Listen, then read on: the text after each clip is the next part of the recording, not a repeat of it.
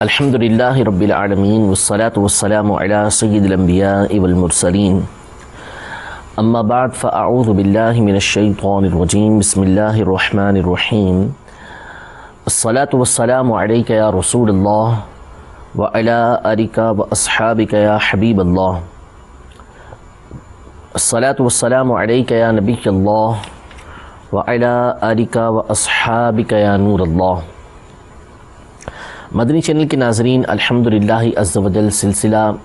ساری کسرت پاتے یہ ہیں میں ایک مرتبہ پھر حاضر ہیں، اور اس سلسلے میں ہم سورۃ الکوثر کی تفسیر کو سننے کی سعادت حاصل کر رہے ہیں کہ اللہ تبارک و تعالی نے نبی کریم صلی اللہ تعالیٰ علیہ وآلہ وسلم سے ارشاد فرمایا کہ انا اعطیناک الکوثر، بے شک ہم نے آپ کو کوثر عطا کی۔ اس کوثر سے مراد کیا ہے؟ اس کے دو معنی ہم پیچھے سن چکے ہیں، یعنی نہر کوثر اور حوض کوثر۔ ایک معنی اور علماء نے اس کا جو بیان کیا ہے وہ بڑا ہی لطیف اور بڑا ہی ذوق افزا معنی ہے، اور احادیث طیبہ قرآن پاک کی آیات کے پیش نظر علماء نے یہاں پر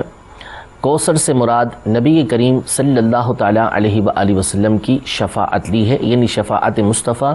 صلی اللہ تعالیٰ علیہ وآلہ وسلم کوثر کا ایک معنی ہے۔ کوثر کے حوالے سے جیسا کہ پہلے بیان کیا جا چکا کہ کوثر کا مطلب ہوتا ہے کہ جس چیز کے اندر کثرت ہی کثرت ہو رہی ہے، بہت زیادہ۔ جب کسی چیز کے اندر کثرت کا مبالغہ کیا جائے کہ یہاں پہ بہت زیادتی ہے، بہت کثرت پائی جاتی ہے، تو وہاں پر لفظ کوثر استعمال کیا جاتا ہے۔ نہر کوثر اور حوض کوثر، اس میں چونکہ پانی بڑا کثیر،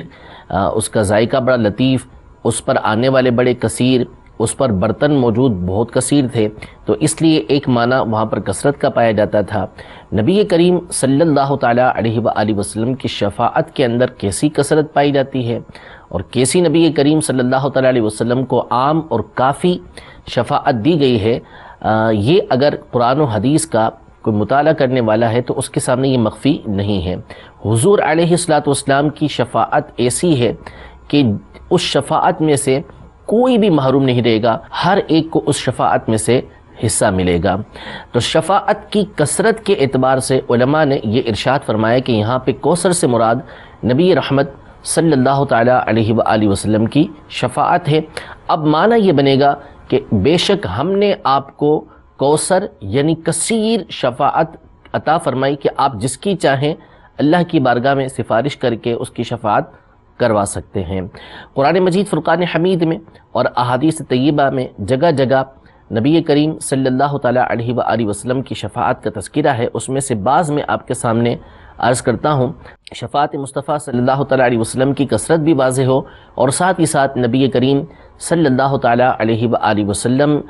کی جو شفقت اور مہربانی اس امت پر ہے وہ بھی واضح ہوتی چلی جائے۔ وہ ویسے بھی واضح ہے، ہم اپنا حصہ اس کے اندر شامل کر رہے ہیں۔ قرآن مجید فرقان حمید میں اللہ تبارک و تعالیٰ سورہ بنی اسرائیل میں ارشاد فرماتا ہے عَسَىٰ أَن يَبْعَثَكَ رَبُّكَ مَقَامًا مَحْمُودًا، یعنی قریب ہے کہ تیرا رب تجھے مقام محمود میں بھیجے، مقام محمود پر کھڑا کرے۔ حدیث پاک میں نبی کریم صلی اللہ تعالیٰ علیہ وآلہ وسلم سے عرض کی گئی کہ مقام محمود کیا ہے، تو حضور علیہ السلام نے ارشاد فرمایا کہ مقام محمود یہ شفاعت ہے، یعنی حضور علیہ السلام جو شفاعت فرمائیں گے اس کو مقام محمود یہ فرمایا گیا ہے۔ حضور علیہ السلام کی شفاعت کا جو پہلا درجہ ہے وہ شفاعت کبریٰ کا ہے، اور یہ مشہور احادیث طیبہ سیاہ ستہ اور کئی کتابوں کے اندر موجود ہے، جس کا خلاصہ یہ ہے کہ نبی کریم صلی اللہ تعالیٰ علیہ وآلہ وسلم کی شان قیامت میں اس طرح دکھائی جائے گی کہ لوگ قیامت کے دن ایک طویل عرصہ کھڑے رہیں گے، اللہ تبارک و تعالیٰ کی بارگاہ میں اس بات کے منتظر ہوں گے کہ ان کا حساب و کتاب شروع کیا جائے، لیکن حساب کتاب شروع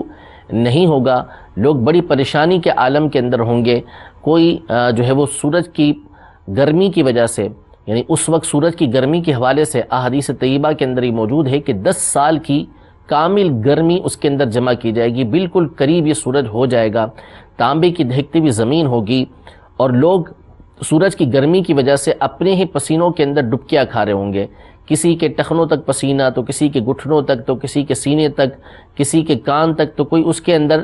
گوتے لگا رہا ہوگا، ایسی حالت ہوئی بھی ہوگی۔ اس حال میں ان لوگوں کے دل کے اندر الہام کیا جائے گا، ان کے دل کے اندر ڈالا جائے گا کہ ہمیں کسی ہستی کے پاس جانا چاہیے کہ جو اللہ تبارک و تعالیٰ کی بارگاہ میں ہماری سفارش کرے اور حساب کتاب ہمارا شروع ہو۔ مشہور حدیث مبارکہ ہے کہ لوگ ایک ایک کر کے حضرت سیدنا آدم علیہ نبینا و علیہ السلام کے پاس جائیں گے اور ان سے سفارش کی عرض کریں گے، وہ منع فرمائیں گے، حضرت نوح علیہ السلام کے پاس بھیجیں گے، نوح علیہ السلام بھی منع فرمائیں گے، وہ حضرت ابراہیم علیہ السلام کے پاس بھیجیں گے، حضرت ابراہیم علیہ السلام بھی منع فرمائیں گے، اور حضرت موسیٰ علیہ السلام کی طرف بھیجیں گے، حضرت موسیٰ علیہ السلام بھی منع فرمائیں گے، اور عیسیٰ علیہ السلام کی طرف بھیجیں گے۔ اب حضرت عیسیٰ علیہ نبینا و علیہ السلام نبی کریم صلی اللہ تعالیٰ علیہ وسلم کی طرف بھیجیں گے کہ آج وہی فاتح محشر ہیں، انہی کی شفاعت ہوگی، انہی کی شان یہ دکھائی جائے گی۔ تو حضرت عیسیٰ علیہ السلام کے پاس سے تمام لوگ نبی کریم صلی اللہ تعالیٰ علیہ وسلم کی بارگاہ میں حاضر ہوں گے، اور ہر طرف سے یہ دیکھ لیں گے کہ کہیں بھی ان کی سنوائی یہ نہیں ہو رہی، کوئی بھی ان کی سفارش نہیں کر رہا۔ نبی کریم صلی اللہ تعالیٰ علیہ وآلہ وسلم کی بارگاہ میں جب یہ حاضر ہوں گے تو حضور علیہ السلام کے زبان اقدس پر یہ کلمہ جاری ہوگا کہ انا لہا، انا لہا، میں اسی لیے ہوں، میں اسی لیے ہوں، یعنی شفاعت میرا ہی حق ہے، شفاعت میں ہی کروں گا، شفاعت کبریٰ میں نے ہی کرنی ہے، شفاعت کا دروازہ میں نے کھولنا ہے۔ صدر الشریعہ بدر الطریقہ مولانا امجد علی اعظمی رحمۃ اللہ تعالی علیہ بحر شریعت کے پہلے حصے کے اندر بڑی پیاری اور خوبصورت بات ارشاد فرماتے ہیں کہ جس کا خلاصہ یہ ہے کہ قیامت کے دن ہر ایک نفسہ نفسی کے عالم میں ہوگا، ہر ایک کو اس بات کی فکر ہوگی کہ اس کا کیا ہوگا، اس کا کیا ہوگا۔ فقط ایک جان ہوگی کہ جس کو اپنی فکر نہیں بلکہ اپنی امت کی فکر ہوگی، اور وہ ہمارے آقا علیہ السلام کی ذات گرامی ہوگی کہ جس کو یہ فکر ہوگی کہ اس کی امت کی بخشش ہو جائے۔ چنانچہ نبی کریم صلی اللہ تعالیٰ علیہ وآلہ وسلم کی بارگاہ میں جب لوگ آئیں گے تو آپ اللہ تبارک و تعالیٰ کی بارگاہ میں حاضر ہوں گے، ایک ہفتے تک، کامل ایک ہفتے تک آپ سجدہ کریں گے، اللہ تبارک و تعالیٰ کی وہ حمد و ثنا بیان کریں گے جو آپ سے پہلے کسی نے بیان نہیں کی ہوگی۔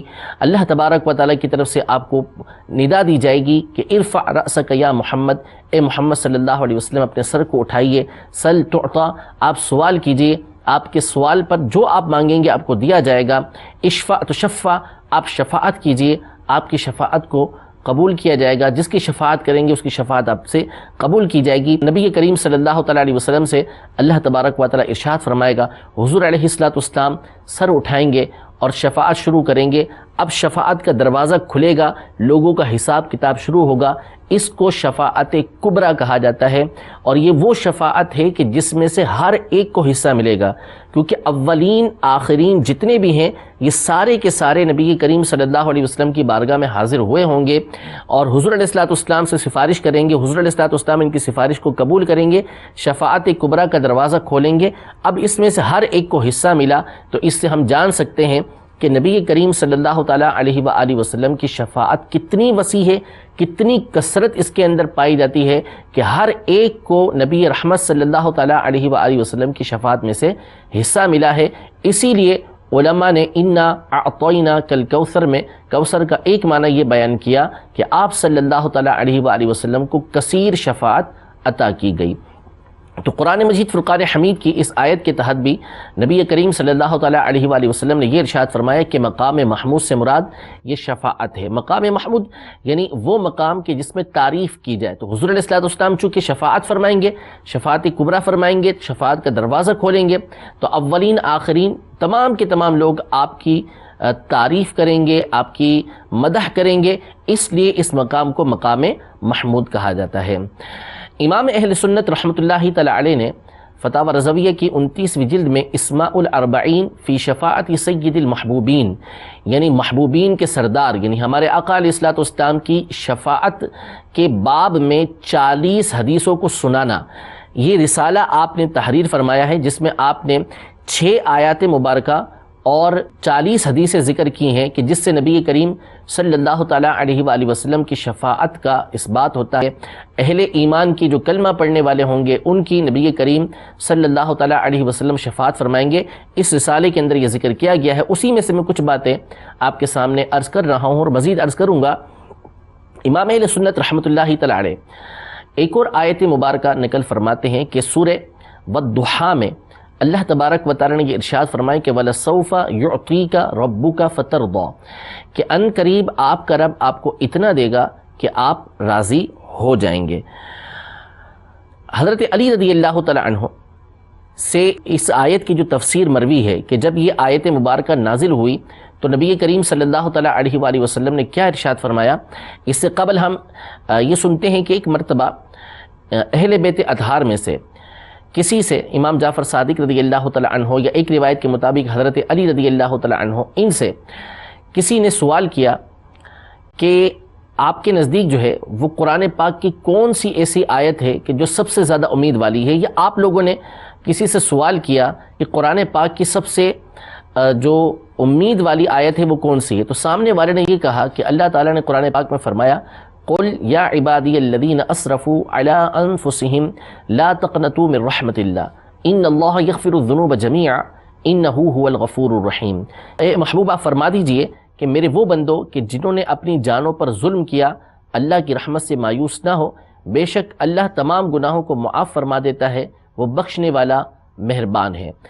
اس شخص نے یہ کہا کہ قرآن پاک کی یہ سب سے زیادہ امید والی آیت ہے کہ اس میں اللہ تبارک و تعالی نے بڑی امید دلائی ہے کہ اللہ کی رحمت سے مایوس نہیں ہونا، کتنا ہی اپنی جانوں پر ظلم کر بیٹھیں، کیسے ہی گناہ کر بیٹھیں، اللہ تبارک و تعالی سے توبہ کریں گے، اللہ تبارک و تعالی توبہ کو قبول فرمائے گا اور تمام کے تمام گناہوں کو اللہ تبارک و تعالی بخش دے گا۔ اس پر حضرت امام جعفر صادق اور ایک روایت کے مطابق حضرت علی رضی اللہ تعالی عنہ نے کہا کہ ہم اہل بیت اطہار کے نزدیک سب سے زیادہ امید والی آیت یہ ہے وَلَسَوْفَ يُعْطِيكَ رَبُّكَ فَتَرْضَىٰ، یعنی آپ کا رب ان قریب آپ کو اتنا دے گا کہ آپ راضی ہو جائیں گے۔ وہ کیوں ہے؟ وہ اس لیے ہے کہ خود حضرت علی رضی اللہ تعالی عنہ یہ روایت کرتے ہیں کہ جب یہ آیت اتری تو اللہ تعالیٰ نے اس بات کا فرمایا تھا کہ آپ کو عنقریب اللہ اتنا دے گا کہ آپ راضی ہو جائیں گے۔ یہاں پر دینے سے مراد کوئی دنیاوی مال و دولت نہیں ہے، کیونکہ اس کے تو حضور علیہ السلام طالب ہی نہیں تھے، بلکہ اس سے مراد اللہ تبارک و تعالیٰ کی بارگاہ میں قرب و منزلت ہے۔ آپ جو چاہتے ہیں اللہ تبارک و تعالیٰ آپ کو عطا فرمائے گا۔ حضور علیہ السلام نے اس موقع پر کیا خوبصورت بات ارشاد فرمائی کہ جس سے نبی کریم صلی اللہ تعالیٰ علیہ وآلہ وسلم کی شفقت و مہربانی، حضور علیہ السلام کی رحمت و عنایت اپنی امت پر کیسی ہے وہ واضح ہوتی ہے کہ حضور علیہ السلام نے ارشاد فرمایا کہ اذن لا ارضى وواحد من امتی فی النار، یعنی جب اللہ تعالیٰ نے مجھ سے راضی کرنے کا وعدہ فرمایا ہے تو میں اس وقت تک راضی نہیں ہوں گا جب تک کہ میرا ایک بھی امتی جہنم کے اندر ہوگا۔ یقیناً نبی کریم صلی اللہ تعالیٰ علیہ وآلہ وسلم کا اللہ تبارک و تعالیٰ سے ناراض ہونا یہ ہو ہی نہیں سکتا، نہ اللہ تبارک و تعالیٰ نبی کریم صلی اللہ علیہ وسلم سے ناراض، نہ نبی کریم صلی اللہ تعالیٰ علیہ وسلم اللہ سے ناراض۔ یہاں پہ ایک نبی کریم صلی اللہ علیہ وسلم اپنی چاہت کا اظہار فرما رہے ہیں، اپنی خواہش کا اظہار فرما رہے ہیں، اپنی شفقت و محبت کا اظہار فرما رہے ہیں کہ اللہ نے جب مجھے اتنا دینے کا ارشاد فرمایا ہے کہ وہ مجھے راضی کر دے گا تو میں پھر اسی وقت راضی ہوں گا جب تک میرا ہر امتی یہ جنت میں داخل نہ ہو جائے۔ جب تمام کے تمام جنت کے اندر داخل ہو جائیں گے، جہنم سے نکال دیے جائیں گے، تو میں اللہ تبارک و تعالیٰ کی اس آیت پر جو فرمایا ہے کہ میں راضی ہو جاؤں گا تو میں اس وقت راضی ہوں گا۔